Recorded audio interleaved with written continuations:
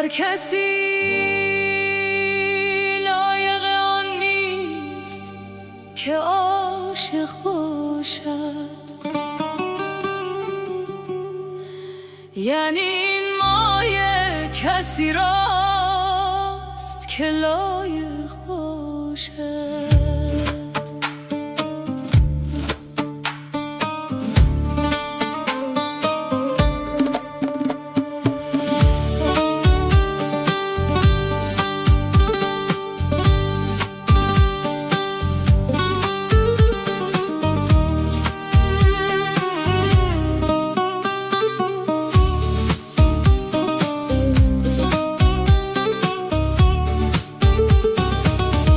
نه هر آن کس که دم از یار زند مرد وفاست، بلکه آن کشته از راست که وامق باشد.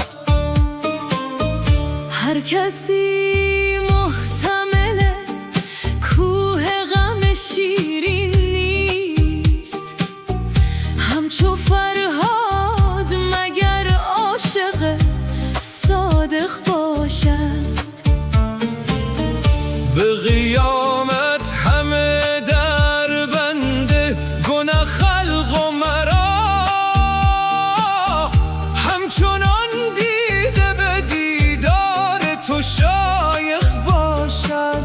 سالها باید که از دور خلایق بگذرد تا نگاری چو تو محبوب خلایق باشد.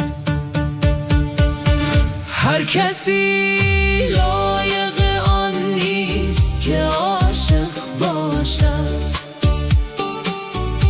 یعنی این مایه کسی راست که لایق باشد.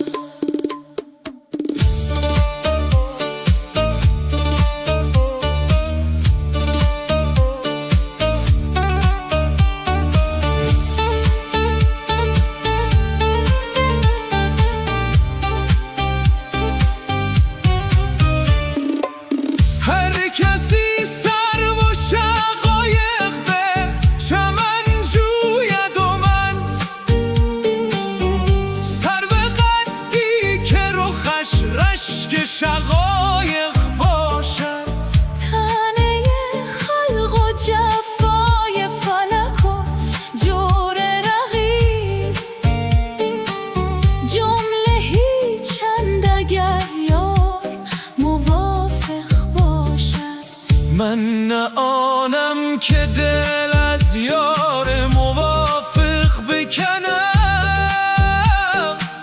گر جهانی پر از خصم منافق باشد. هر کسی لایق آن نیست که عاشق باشد. یعنی این مایه کسی راست که لایق باشد.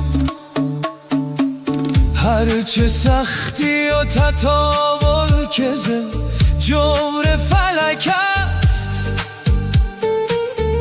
همه سهل است اگر ترک علایق باشد. چو شوریده اعمی و دم از مردان زن تا دلت مخزن اسرار حقایق باشد. هر کسی لایق آن نیست که عاشق باشد. یعنی این مایه کسی راست که لایق باشد. یعنی این مایه کسی راست که لایق